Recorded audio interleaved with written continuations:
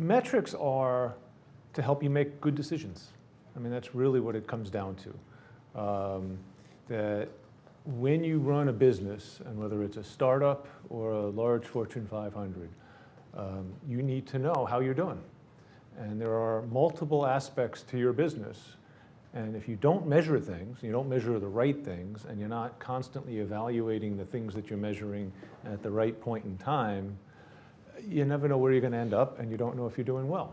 So at the very end of the day, it's really just to give you a sense of what's going on in your business and what future decisions you want to be making. There are different perspectives on metrics. There are metrics for startups, which are different than metrics for large organizations. There are metrics when you are raising money. You know, your investors have a Venn diagram overlap of your metrics, but there are things in your company that they may or may not care about. While not a direct topic of this conversation, the stronger the Venn diagram between your investors and your metrics, the better your investors are. And so in some other session, we talk about fundraising strategy and how to think about who to raise money from. One of the things you're looking for is alignment over what's important to the business. You have multiple resources in your business, right? You're not just people and dollars, but if you're building something, there's operational issues and manufacturing issues and human resources other than just the founders. And so figuring out all of the things that need to get measured is important. And then they also create the foundation for open discussion and dialogue. If it's only if you're a 10-person company and only the founders are talking about your metrics, you run the risk of people making decisions that are not aligned with where you think you're going. And so I'll repeat this several times as we go through, but it's really about getting alignment and open discussion around making sure everybody in the organization understands what's important now. And in a small startup, aligning on what's important now is really, really important because it's really easy to go askew, right? And so if you've released your product and measuring uptick in sales and customer support suddenly becomes more important than tracking the bugs that you were tracking a week ago because you were trying to ship, you need to understand that shift in what's important now. And so we'll talk again more about this, but it's really all about creating a dialogue around discussion. There's no one right answer around how to think about metrics or how to present or discuss them. And the idea is for you to find the things that work for you. The purpose here is really just to highlight the variety of things that matter, right? Obviously you need to know if you're making money and how much money you're spending and those kinds of things. But your customers matter, right? Are you losing customers? Are you gaining customers faster than you're losing customers? What's the churn rate? Are they happy? Are your customers telling other people about you? And so is there a high loyalty factor? Because that's a good sign of good business. And then there are internal issues. How's your culture doing? Are your people happy? Are people engaged and motivated and pursuing something out of a greater sense of accomplishment than just it's a job? People have found there's been lots of research that talks about why people change jobs, and money is way down on the list. Actually, it has to do with satisfaction and how they're treated. And so if you're not measuring those things, you might have higher turnover, and higher turnover increases cost, and you lose institutional knowledge.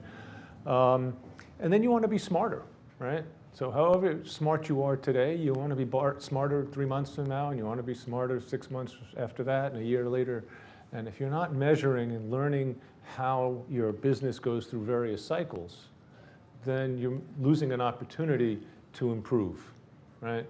And as you run a business, if you sell 100 widgets today and you want to sell 1,000 tomorrow, well, there are things that you're going to need to learn about how you scale, right? What the cost implications are, because I need more capital to buy it. What are the operational issues? Where do I have to warehouse it now, or can I still drop ship it?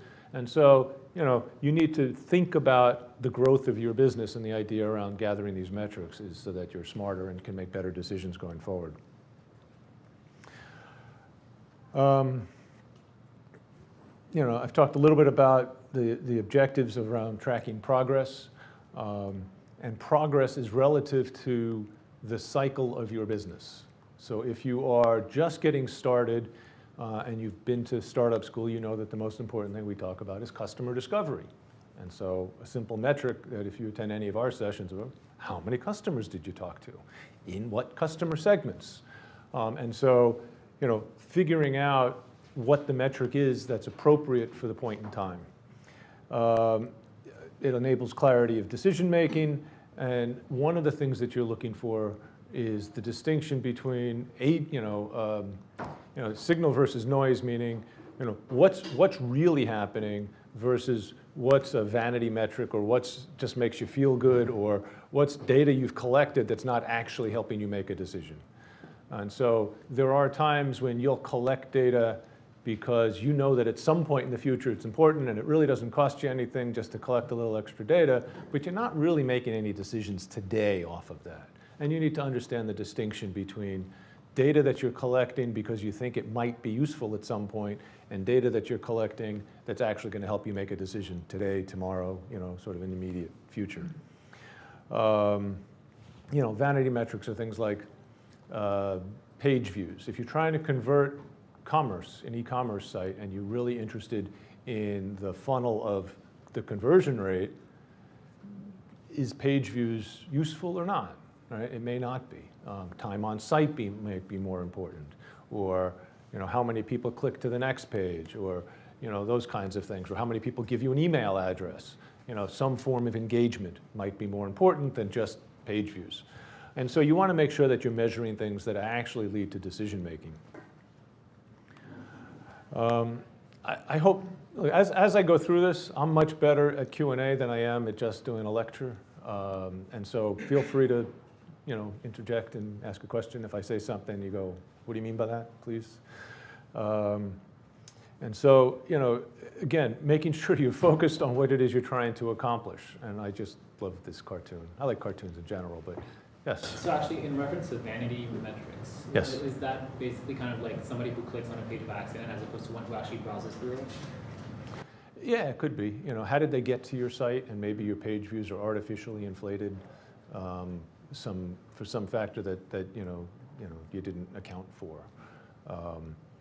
There's all kinds of measuring the right thing. There's a famous story of IBM.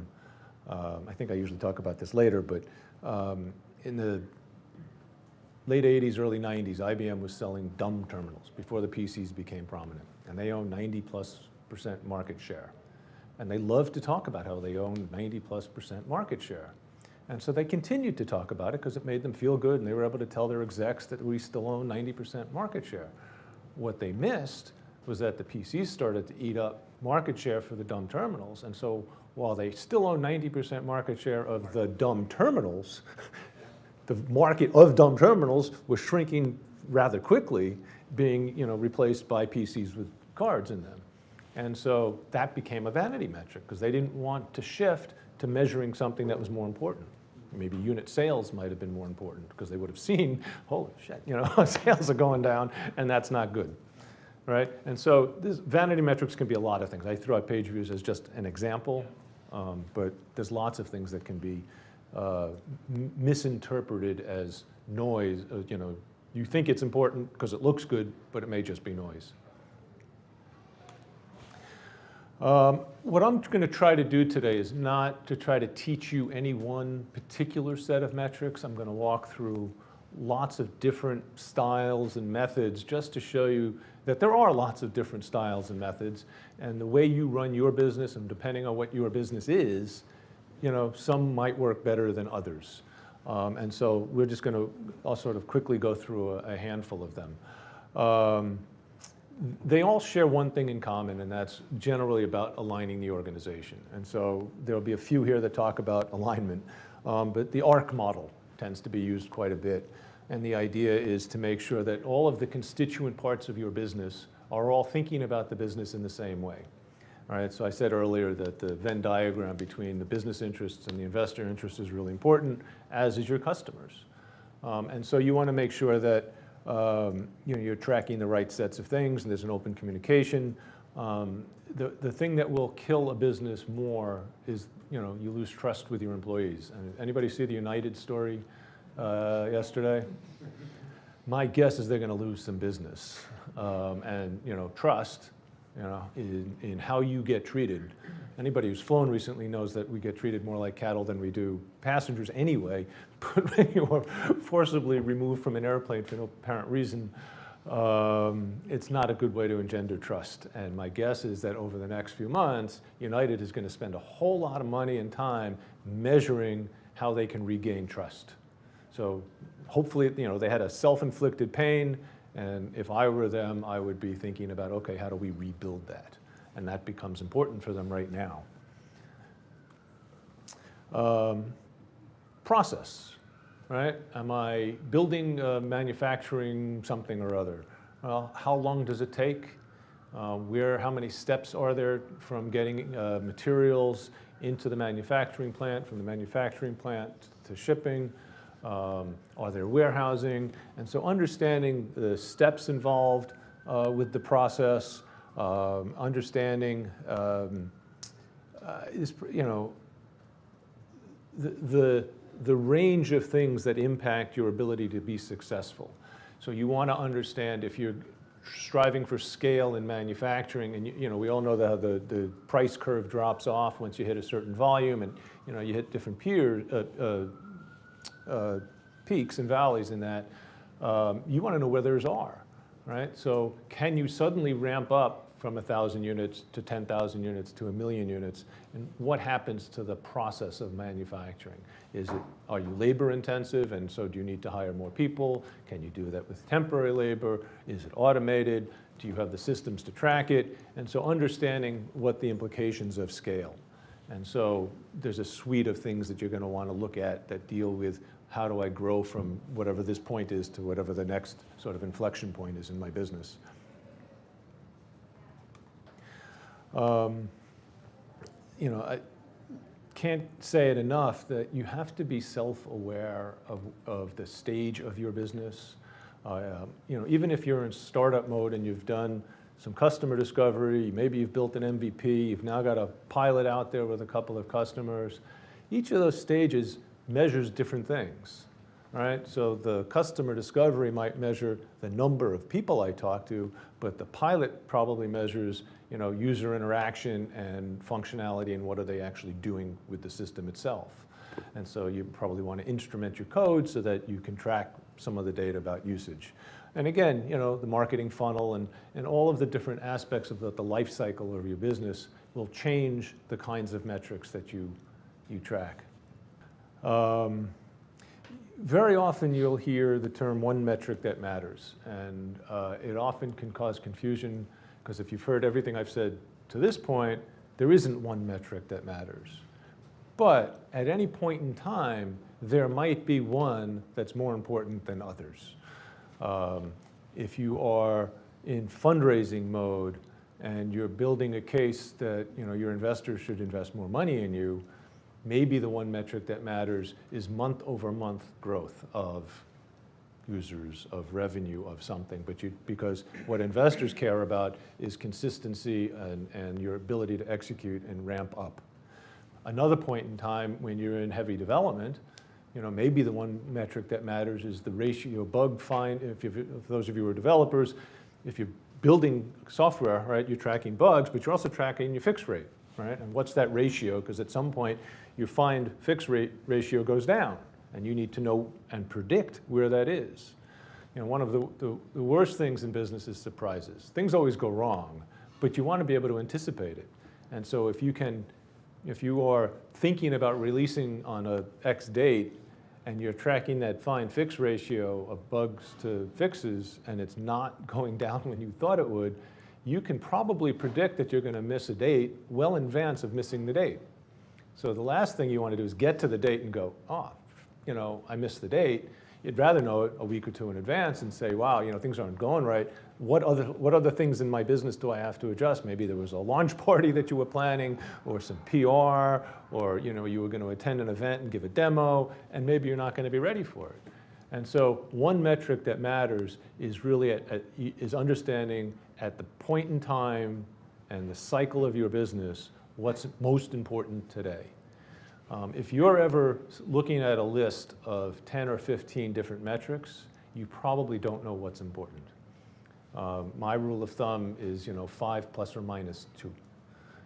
Because if you're trying to track that many things, you haven't gone through the personal discipline of really understanding what's important. What you've done is accumulated a bunch of stuff that you know you've got, hoping that you'll figure it out. And sometimes that's okay if you don't know what it is yet, right? Finding the right metric often requires experimentation.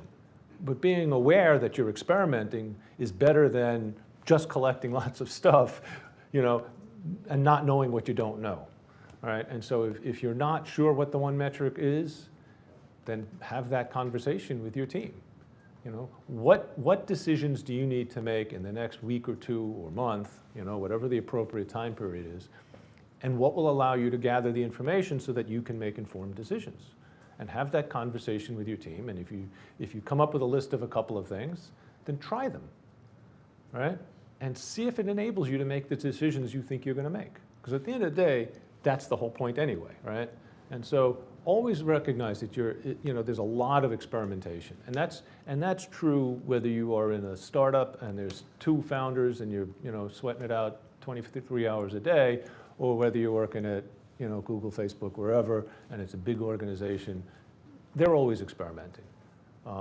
And so you always have to, that becomes a habit and a discipline that you build when you think about managing your business. So as you think about metrics, your business evolves. When you grow and you take on additional staff, you're now going to add metrics because you're going to need to know how that new staff is. So maybe you brought in the sale, you were outsourcing sales, and now you decided to hire your first sales team.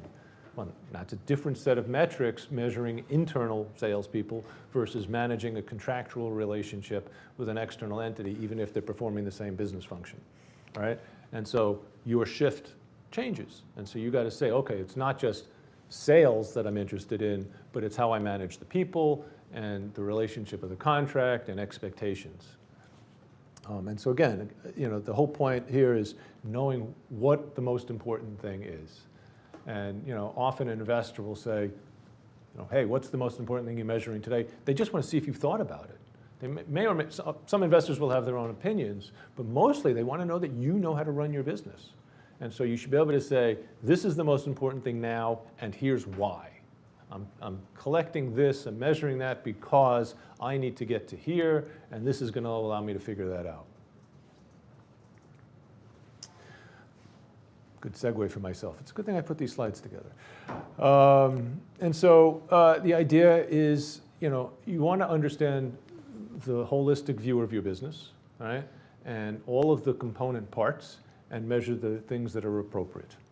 And everything's about the customer, right? I can't iterate that more than enough. And so, are your customers profitable? What's the customer acquisition costs? And we'll get to that in a few minutes. But are you actually running a viable business, right? And so if you're not thinking about it, the big picture around, not just the revenue, but what are all the costs and the expenses and incidental expenses, and your time is an expense. I have often heard entrepreneurs say, well, it didn't cost me anything. I just had to sit down for 12 hours and do that. Okay, and what's the cost of you spending 12 hours doing that versus doing something else, all right? So don't discount your own time as a variable in the expense of your business, all right? Because it's opportunity cost.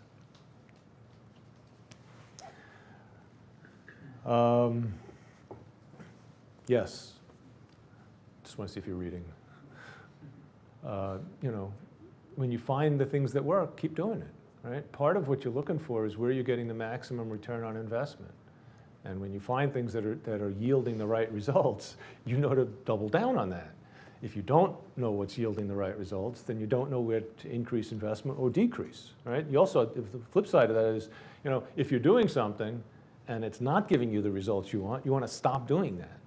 all right? And so again, that's the information you're looking for in the metrics that you're collecting. This is just an example of, over a series of time, you are looking at, number of cancellations, you're looking for the average time for signups and time to activation. And so the numbers here are made up, but the point is that, I mentioned that funnel earlier. You want to know what works for you. First, and when you're starting, one of the common themes that I hear is, well, we've never done this before, so I don't know what it should be. Make up a number, right? If you're going to go to a marketing event and your goal is to collect leads, you have no idea how many people you're going to go talk to. Give yourself a goal. You're going to walk away with 50 names and phone numbers of people to call. If you walk away with less than 50, ask yourself why. The other thing it does is it sets a benchmark, right? So now if you've collected 30, the next conference you go to, you want to beat 30, not 50. Maybe 50 was unrealistic. But always set a goal for yourself. And that way you have something to measure against. Don't ever say, well, I don't know, so therefore I'm not going to measure, or I'm not going to set a goal, because you're not giving yourself that ability to sort of assess, do critical self-assessment. So always give yourself a goal when you're engaging in some activity around running your business.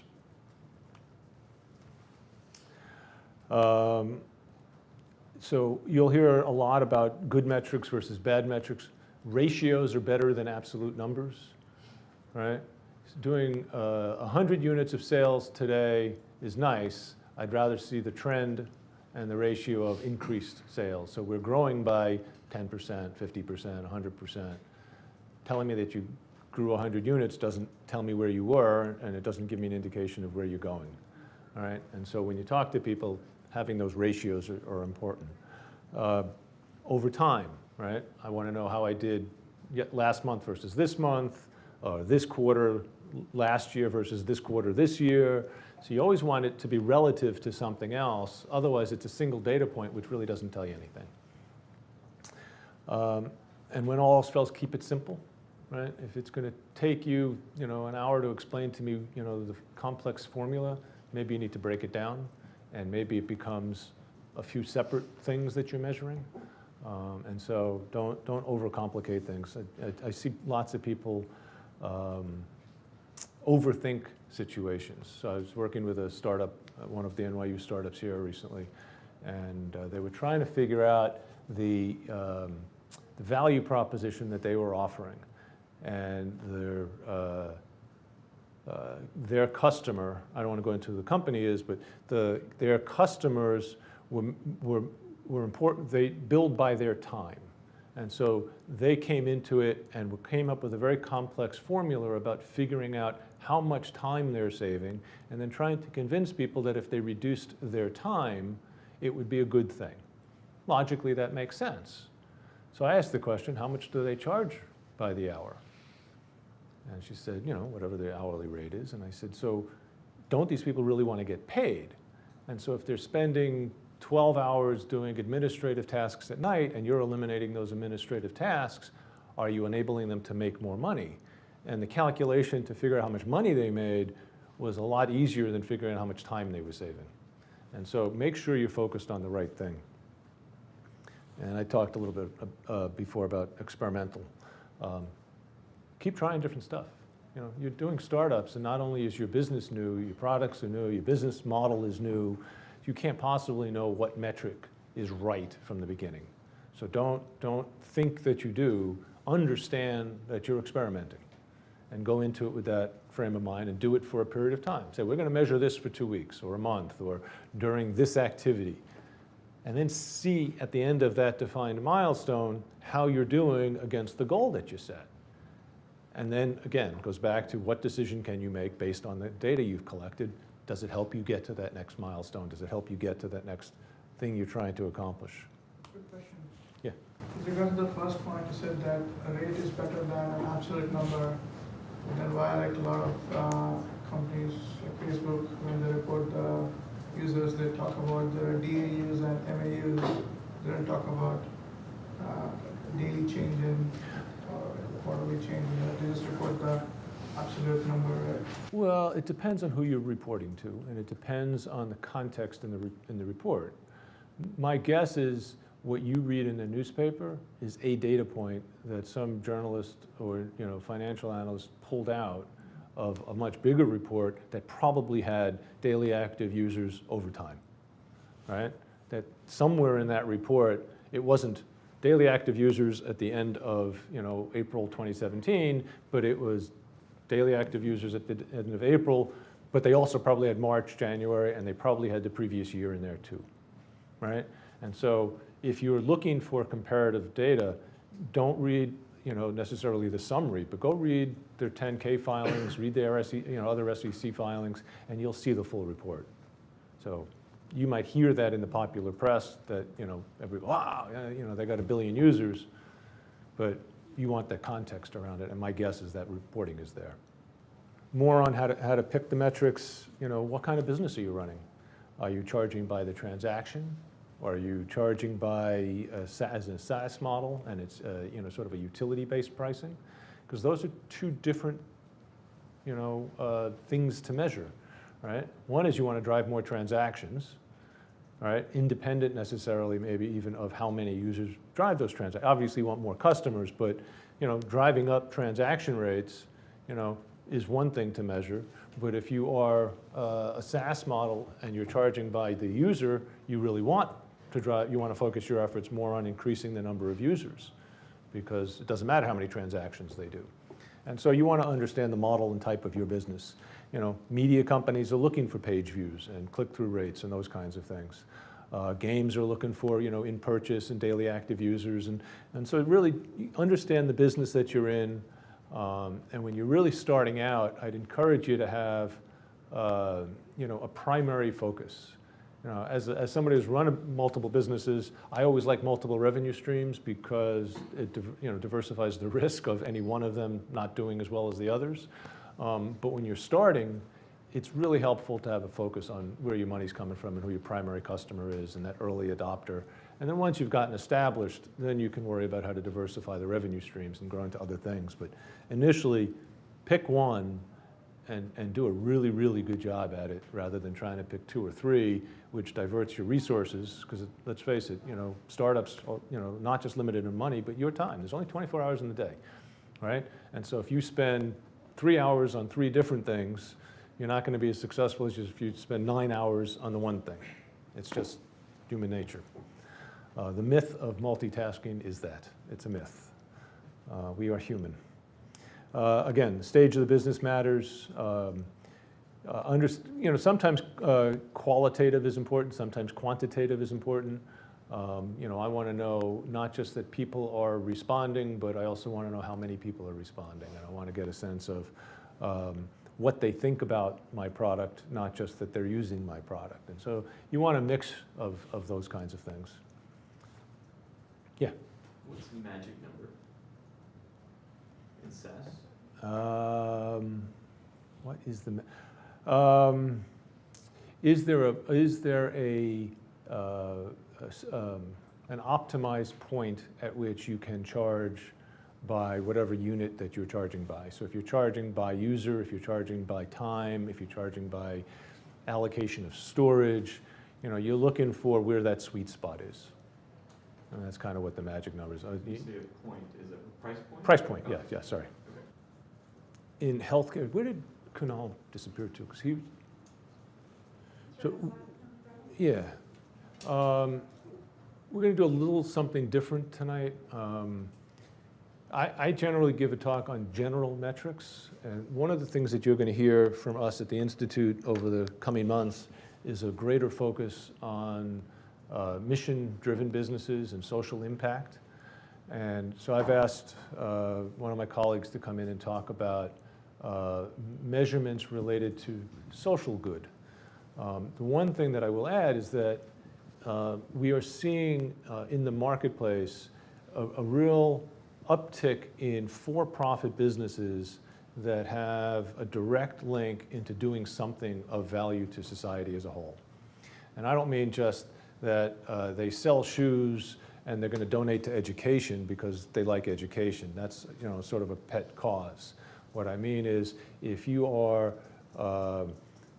Tom Shoes and building shoes, you're going to sell a pair of shoes and give away a pair of shoes. But there's some inherent link between whatever your social venture is and the business model that's self-sustaining it.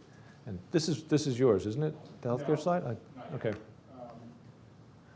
Okay. Anyway, so I wasn't sure where your stuff picked up. Slide 34. All right. Well, we're close.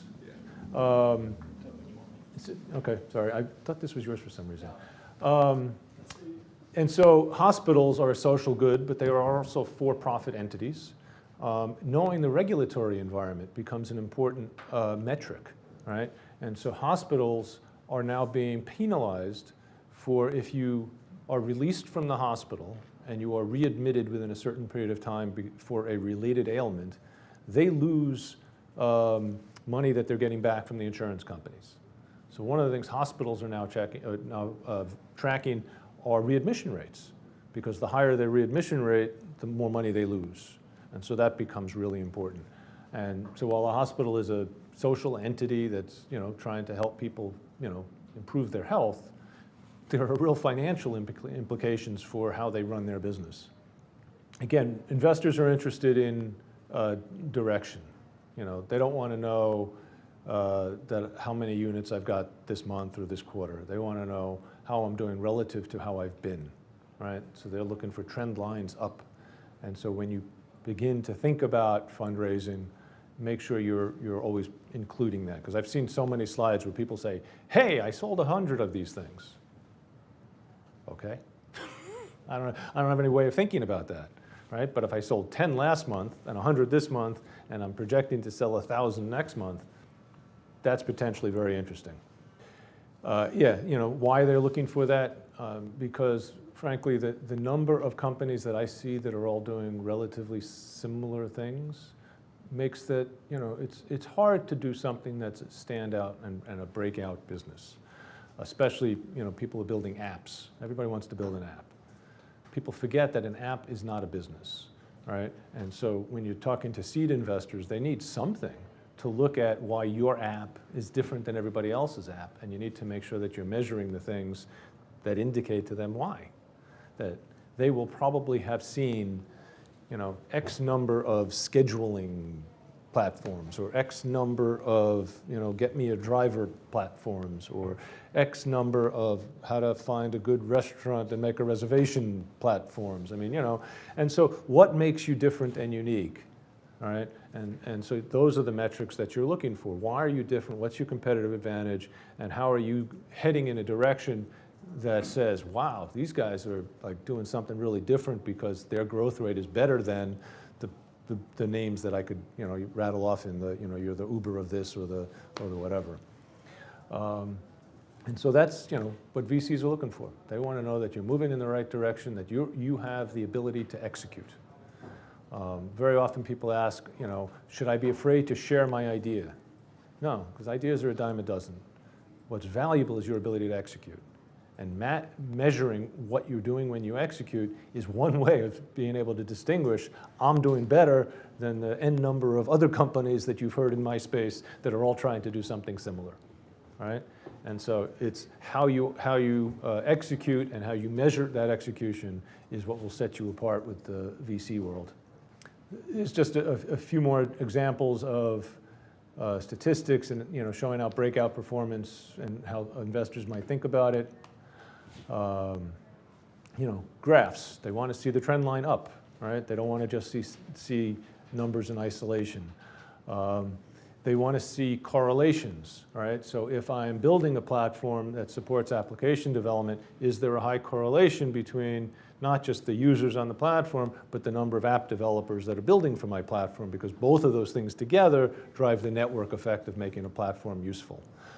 If you build in a marketplace, I don't want to just see that I've got more users, because if there's no inventory of whatever the marketplace is, that's not useful. If I've got lots of inventory but no users, that's equally not as useful, right? And so they're going to want to see the correlation of people that want to sell widgets with the people who want to buy widgets. And if the people want to buy blue widgets and all you've got is red widgets, there's a disconnect. And so you need to make sure there's a strong correlation between what you're building and the drivers behind your success. I'll go through these relatively quick. Customer acquisition costs, you should all know what those are. Lifetime value becomes a somewhat of a complicated thing to measure, often particularly in SaaS businesses, because what you're really saying is, I don't want to sell to somebody once. I plan on selling something to you today and something else to you tomorrow. And whether it's V1 today and V2 tomorrow, or if I'm selling you, a pair of shoes today, I want to sell you the laces, then I'm going to sell you a pair of pants, and then I'm going to sell you a vest. And so you want to be able to have a relationship with your customer that shows, wow, I can expect that over some finite period of time, 3 to 5 years, that I should be able to expect this amount of revenue from any one of my customers. And those are critical things that any investor is going to want to talk to. Then there are rules of thumb around how you assess, the ratio of your long-term lifetime value and to your customer acquisition costs. That's a simple model. They're going to ask you what your LTV is, how much it costs for you to find a customer, and then multiply it times the number of customers you've got, right? And so you need to be able to articulate that. If you're going to set a valuation, the art of setting a valuation is largely a black art. In a startup world where you don't actually have revenue yet, and certainly not revenue over 3 or 4 years, so you can't use history as any prediction of the future. Being able to articulate crisply, knowing how much it costs to acquire customers and how much you're going to expect to sell to them is a great model for creating some value, sort of a way to put your thumb on what a valuation might be. Yeah. So if you figure out the ratio between your acquisition cost and your lifetime value, right, and it's less than 3, the ratio, so my lifetime value is 2, my customer acquisition costs are 1.5, my ratio is not greater than 3, that's probably not good. It's not a healthy business. Yeah. All right. Whereas if I'm expecting to have repeat sales of some sort and they're going to make $5 and it costs me $1 to get that customer, that's probably a reasonable ratio, right? And so the rule of thumb is sort of greater or less than 3. And that's a common valuation metric at the bottom there, that firm value LTV minus CAC 10%. I've seen a lot of people use it, yeah. Again, the more that you can keep this stuff simple, and again, when you're talking to people, they want to know how you're thinking about your business. So formulas like this, where you can say, here's why I think my company is worth $4 million, when you don't have the cash flow or the revenue projections, to support it, you might be able to justify it that way. Somebody asked about magic number before. It provides effectiveness, over, month over month revenues. I'm not a big fan of this particular calculation, but I throw it out there because I've seen it used a lot. In the lean methodology, I'm sure for those of you who've seen the Steve Blank videos, get, keep, and grow. So the idea is that you want to get a customer, you want to keep the customer, and then you want the customer to grow. That's the lifetime value piece of it. And so this is one way of thinking about the activation model as you're thinking about your sales pipeline, right? And so you want to acquire the lead, you want to convert a lead into an engaged customer. You then want to make sure that they were a happy customer. So what are you doing for community outreach? It doesn't necessarily mean selling them the next thing right away, but you want to make sure that they're happy. You want to send out a survey. You want to let them know that you're thinking about them. You want to do all kinds of things to make sure that you're engaging, keeping your customer top of mind. Referrals is a huge metric around, if you'll tell somebody about my product, that's a strong indicator that you like it. Most people are pretty careful with their own personal reputations, all right? And so if you don't like my thing, you're certainly not going to tell your friends to go use it, because then they're going to come back to you and say, what'd you tell me to use that piece of crap for, right? And so referrals tends to be a very good metric. And obviously, revenue at the end of the day, we all need to make money, and so, you have to count revenue. here's another way of thinking about that same, sort of funnel, that you have more acquisitions than you do activations. Hopefully your churn is low and your activations and retentions, there aren't too much of a gap between them, which leads to revenue, and then hopefully some set of those people, will refer and have a high net promoter score. This is really what the world looks like. It's not, it's not a nice, neat funnel. So just because we draw it this way doesn't mean that, you're going to actually have that. What you need to do is understand where all the leads are coming from. How are you acquiring customers? Are you doing a mailing? Are you doing a Facebook thing? Are you going to marketing events? Are you going to promote in the New York Times or some trade magazine? Is it organic traffic to your website? And so you're going to have a data flow that understands where those are coming from, and then measuring the effectiveness, because you're going to want to understand, going to that trade show yielded more high quality leads that activated than doing a Facebook ad of some sort, whatever the case may be. And so really understanding the data flow is what's critical. Yeah. Yeah, just about the two pictures that you showed. So I remember during a talk given by Nigel Holmes that he talked about when you're running business and stuff, the simplicity helps. Yep. So the two diagrams that you showed, both of them I assume talk about the same thing, but as far as running the business, wouldn't the first one be more beneficial overall, the previous one? Well, this one just says acquisition at the top, right? This one actually breaks down all of the forms of acquisition, right?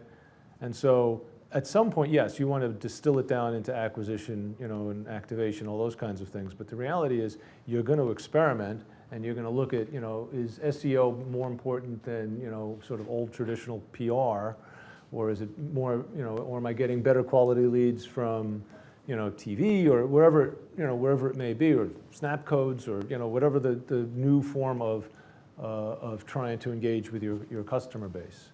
And so, think of it, these two diagrams more as a summary and then drilling down into the reality. And again, everything is iterative, right? And so the whole point is, try something, modify based on your results, cycle back and try it again until you find the metrics that seem to work and enable you to make decisions. Again, this is sort of a rough model around expectations around conversion rates from acquisition all the way through to revenue. So of 100% of the people that come to your site, what percentage do you think you're not going to lose? And so you want to set up, again, this was what I said earlier, right? Create a goal for yourselves so that, whether yours is 70, 35, whatever, create those goals, see how you do against your goals, and then the next iteration, you'll have created a benchmark for yourself. But you always got to start with something in mind, otherwise, I talked to 100 people today. Is that good or bad? I have no idea. It's relative to what I'm doing. If I went to a conference and there were 10,000 people there, maybe I should have spoken to 1,000 people. I don't know, all right? And so always set a goal. So again, they are intended to quantify and measure what you're doing. They're intended to help you communicate throughout your organization. This is not just for senior management. It's not just for the founders. You want the developer, the marketing person, the customer support person to all know what are the key things that matter, right? Not related to metrics per se, but when I talk to teams around here, you'll very often hear me talk about culture. Once there's 3 of you, there's politics, right? That's just human nature. And if you don't think about the kind of organization you want to be a year from now and 3 years from now, you're likely to end up with some organization that may or may not resemble that. An anecdote of a story that resonates with me to this day. This is almost 30 years ago. When I started at Microsoft, I was the 10th person hired into the consulting business. I was hired to start the New York consulting practice. And we had our first global management meeting, so there were 10 or 15 of us in the room. The VP in charge, finished his, plan for what we were going to go do for the next quarter, and then he stopped and he said, okay, everybody look around the room. And he says, we have a long-term opportunity here. And he says, the bureaucracy that you all complain about in 5 years will be that which you will have created. So if you don't want to live in a bureaucratic, hard to make make decisions kind of world, don't create one. Be conscious of the culture of the organization you're building. And so there's probably organizational metrics, right, that you want to think about early on, and not just, employee happiness, but how effective are your employees at making decisions? Are you empowering them to make decisions? Do they feel empowered to make decisions? You might think they are, they may not think they are. Is there a gap? And so metrics matter even there. And so while it's not directly relevant to some of this, it is very important to think about as you're building your company. And so when you go from the original couple of founders and you start hiring people, you would be amazed at how people hear things that you think you're communicating clearly, that they hear in a very different way. And if you're not open with the feedback loop, you're not open with the things that are important to you, they won't hear it. And so, you'll often hear me talk about writing stuff down too. So the metrics shouldn't just be in your head. I know where month-over-month growth is X, should be, in some place that your employees and everybody in the company can communicate and rally around. And if you're going to switch from, revenue being important to switch to customer, like that cartoon I showed earlier, that customer satisfaction becomes the most important thing because nobody wants to buy your product anymore. Revenue becomes secondary. Then make sure everybody in the company knows that, so that maybe it's the customer support team, not the sales team and not the development team, that's the primary driver of the growth for the business. And so those things happen, and you need to be able to react accordingly. So like I said, United probably for the next few months is going to be tracking all sorts of customer satisfaction metrics, and they're going to be experimenting with that and employee issues. So this is really just, I'm going to pause here for a minute. If there are open questions, thoughts, feedback. Again, the purpose of today was to give you a broad understanding of why it's important to measure, why it's important to communicate, and that there are a wide array of things that need to be measured at different points of time. And that it will take a lot of experimentation for you to figure out what the right things are at that right point in time. And certainly we're all here to help you think that through, but at the end of the day, if you're the entrepreneur, the decision's yours. And you will often find conflicting guidance. You might meet with me, Sarah, and Kunal. We might give you different perspectives because we all have different perspectives. It doesn't make us right or wrong. It means that your job as the entrepreneur is to take elements from each of us and figure out how it helps or helps your business. And so that's going to happen, as you build a board of advisors, as you listen to your customers, as you get more employees, you're going to be distilling a greater and greater volume of data, and having a model and a framework on how to think about those things becomes really important. And that's really why metrics matter. So with that, Kunal is going to turn slightly to social impact and mission-driven businesses and give some examples to show that they, in some respects, are no different than any other business. And so, are you in this deck? Do you want to just... I am. I'm these three. Okay. Well, there you go. I'll let you drive, and I will stand aside. Perfect. I think I've talked through this, so the recording picks it up. But Andy is a tough act to follow, so if I give any conflicting advice, just follow what Andy said for the first 30 minutes of this. The reason why I'm hijacking his presentation is I'll give you a little bit of my background, but I'm a venture associate here with the Innovation Venture Fund. And every single day we see pitches where the founder hasn't really thought through the metrics. So they talk about this big vision that they want to have and impact that they want to create with their venture, whether it's in a for-profit or a social venture, but they never really convey that impact that they're creating over time. So I just built out a few of the features that Andy already spoke about to adopt generally metrics and then speak more specifically towards social ventures.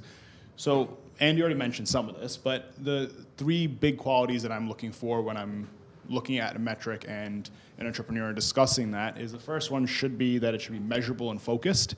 So I've heard a lot of entrepreneurs come in and say, we've made so many customers happy because they used our product.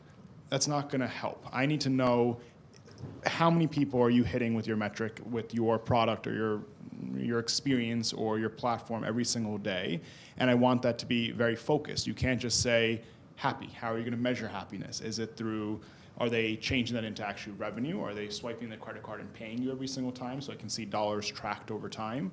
Is it the amount of time they spent in your app? Is it the amount of time they spent on your website? Is it the amount of time they spent in your store? Is it the amount of products they purchased? So again, you have to figure out what those metrics are, but you have to make sure that they're measurable and they're focused. Don't go off on a long stream of thought and measure 10 different things in that, and then I get lost about what actually made sense, what matters out of that. Your job is to make an investor or a partner or a customer smarter because you know the metrics well. And then we can start tracking that. The second thing is it should be time-bound. So I want to be able to track a metric over time. I want to know that I met you today and you were at 10 daily active users of your product. And then in 3 months from now, that number's either gone to 11 or 12, or it's gone up to 10,000. And what led to that metric increase? So tell me over time what impact you're having and what's leading to that. So like Andy was talking about before, the cost to acquire a customer, that's going to tie in directly into how your metrics are playing up and down over a period of time. So this is how I can measure your progress over 3, 6, 9, 12 months and know if this makes sense as an investment, if this makes sense as a product, if it makes sense as a business, or the impact that I'm creating. So this is all going to segue into some of the social impact stuff we'll talk about after. And the easy to communicate, this Andy mentioned, I heard him already, but it's the other thing about someone coming in and giving me a long spiel about the impact they're creating, where it's a lot easier if you just choose 2 or 3 metrics to focus on and keep it very concise and keep it specific and tell me, over the last 3 months since I launched this product, we've increased our daily active users from 10 users to 10,000 because we invested in X, Y, and Z. So it's very succinct sentences that you can send an email. So if you ever come to me and tell me, hey, I want an introduction to Jason Finger because I'm launching something in the food business and I want to know how I'm supposed to do certain things, you can just give me 1 sentence. I can throw it off to him. He knows you're serious because you've measured metrics. He knows that you've had an impact over 3 months, so you're a serious founder that's actually working on something, and he'll know exactly where to help and weigh in. So it just makes it easier to communicate when you're actually talking about the progress you're making.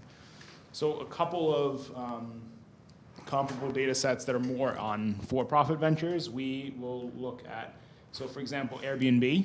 If you look at a good place to start and finding out how other companies talk about their metrics is just listen to, you won't be able to listen to their investor calls. You'll be able to listen to Snapchat and Facebook because now they're public companies. But Airbnb and Uber, just look at some of the memos that they're releasing if they raise another round. They'll tell you exactly what they're raising these rounds of funding on. And Uber will tell you, so Airbnb will tell you the hosts and visitors that are active on their site. So how many hosts are now active on their website in what countries? That's a very important metric for them to know. That shows that their platform is working and people are using it. And then they also talk about visitors. So how many people actually booked a stay on Airbnb? And they'll also tell you that in the last quarter, this is what happened. If they were public, that's what they would say on their investor relations call. And they might just say that when they've raised their last round of funding, if you pull up that report, it will also say the same thing. That in the last 2 years since we raised our last round, the number of hosts have gone up by X%. The number of people actually booking a stay has gone up by Y%, and it's been over the last 24 months. So again, that shows how people are communicating their metrics. Snapchat and Facebook, which are more mobile and platforms, we'll talk about DAUs and MAUs. I also saw that in Andy's thing. It's daily active users and monthly active users. That's important to web-based platforms. How often are you engaging with a platform and a product? And it will also show you how much time you're spending on the app or the platform. Those things are important. Yeah. So it feels like it's pretty similar to like a mission statement where like it can be too broad, but it can be too specific nor too broad, but in some way it has to be something where if you translate it to another company, it doesn't necessarily work. Like you're measuring what works for you, for example. Yeah, you're measuring what works for you. It could be adopted to another company if it makes sense, but I think what you usually want to focus on is something that's easy to communicate and something that ties up to your mission statement as a company. Like what is it for you? What metric of success do you have? So Snapchat, they're communicating back to advertisers That's because that's their revenue model. So they want to be able to show that there's enough people spending time in their app and they're active on that app. Because then an advertiser, that space is much more valuable to them. Airbnb, their entire value is calculated based off of how many people are booking stays, because that's how they make revenue. So they also want to show that we have enough hosts, we have enough options, we're active in these many countries, and this is why people are booking it. So think about your customer, think about your investor, think about your partner, what's valuable to all of them, and how your metrics start to take shape. So I won't spend more time on this. I'll go more into the, sorry, yeah. So the Airbnb, where did you say we can read about their metrics? So for public companies, you can pull up their 10Ks or 10Qs. Those will be the financial documents, but then you can also look at the investor reports. That's for public companies. For the private companies, you can look at when they raise a round of funding, they'll usually say what they raise that round on. So TechCrunch, just type in Airbnb investor release, and you'll find something on Google that'll share it. And they'll talk about their metrics that they use. Yeah, almost. They might not give you specific numbers, but they'll talk about we raised $10 million on the growth of hosts and visitors that are booking through our website. So whether it might not be Airbnb, it'll be the 10 other companies that just raised a round of funding. So I know Mike, for example, is a media company. They just raised a round of funding, and through their entire release, the press release that they issued, it was talking about, they won't give you actual user numbers because that's private information, but they'll tell you what they're raising it based off of. So what is success to them and how that's valued. So just to switch gears a little bit, I also spent some time in social impact at an organization called Charity Water, and they've won awards for their communication, their branding, their ability to discuss with donors. They know it. They really have got this down on how to communicate to donors. The hardest part in social impact and nonprofits and ventures that are measuring the impact that you're creating for beneficiaries or in a humanitarian setting is that there's so many different things you can measure.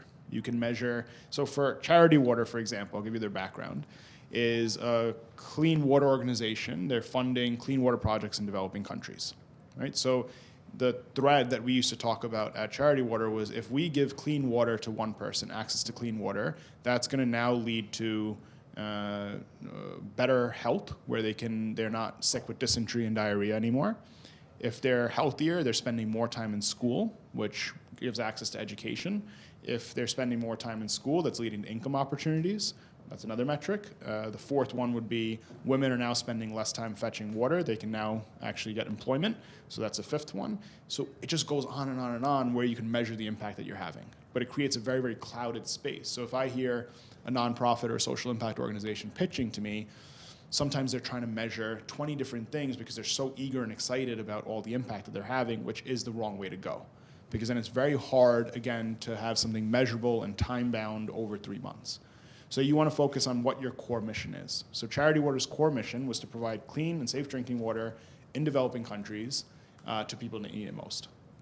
So the way they did that was to 2 different metrics. So if you just look at this big statement, which is what I was talking about, it's easy to communicate, it's measurable, it's time-bound. This one doesn't have the time-bound, but when they're speaking about it, they'll be like, over the last 7, 10, 8 years, we funded 22,936 water projects for 7 million people around the world. And this became the basis for everything they did.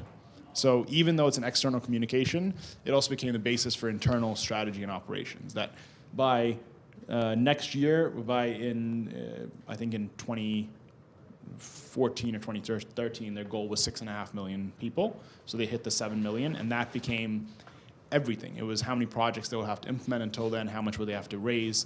And then the other metrics that I was talking about earlier, employment and education opportunities and health, those are all secondary metrics, but these are the ones that are public facing because it's a basis and goes back to what you were saying earlier about the actual mission statement. So I don't know if there's anybody in here that's interested in is there anybody in here that's interested maybe in something that's social impact or nonprofit related? We have 1, 2. All right, great. So I'm speaking to the 2 of you for now. You want to... Yeah, you should be, exactly. You want to keep it as focused as possible. And this relates to for-profit ventures as well, because if you're communicating it to investors, you want to keep this succinct. Even though you think you might be calculating metrics that would be valuable to them, understand and talk to them. Again, what Andy was saying is talk to your customers first, figure out what's most valuable to them, and then figure out what's valuable to your investors and your partners and your customers that you're going to be selling to, and then just join the two to have your mission statement and your metric statement. So from a nonprofit and social impact standpoint, that's what they use. So they communicate that both to partners, that this is the impact we've had in the past, this is why you should take our grant money. They communicate that to potential donors, that, listen, we're actually transporting your dollars into actual people served, and this becomes a quarterly target that they have to hit. So that's somewhere where you can start, and you can start to see some of what other organizations do, because there's a lot of research that goes on into this for social impact organizations on there's entire metrics conferences that go on for 4 days because it's such a problem in the industry. So some of the resources that you can start to look at is the GIN, which is the Global Impact Investor Network. And they have a ton of resources on the website of impact investment professionals and how they evaluate an investment opportunity for like the Acumen Fund or Root Capital, or there's a host of other kind of philanthropies like Rockefeller Foundation, IKEA Foundation. What are they investing in, and what are they looking for when they're making a social investment? So this is what you can start looking at the GIN. And the GIN released the IRIS impact metrics because it is so hard to do. And these are for, this would both adopt to for-profit and nonprofit companies. So they do stuff for the environment. They do around water technologies, around health, drug prevention, and they have all the metrics broken out by different sectors and industries. And Charity Navigator monitors and evaluates nonprofits and foundations based off of the metrics that they are claiming to have success on. So Charity Water is scored on Charity Navigator based off of the impact that they're created in people getting clean water and projects created through the amount of donations that they've taken in. So that's a third-party source where you can look through and see what charities are actually being scored against. And finally, the same way we were looking at for-profit companies, the donor reports, what metrics are important to these people. And for businesses, we talked about this already, but CB Insights usually runs reports by industry, and you can see what the companies care about over there as well, and annual reports too. With that, I will leave you, but if there's any questions on any of the things I said, otherwise you can always email us too after. Yeah? Thank you.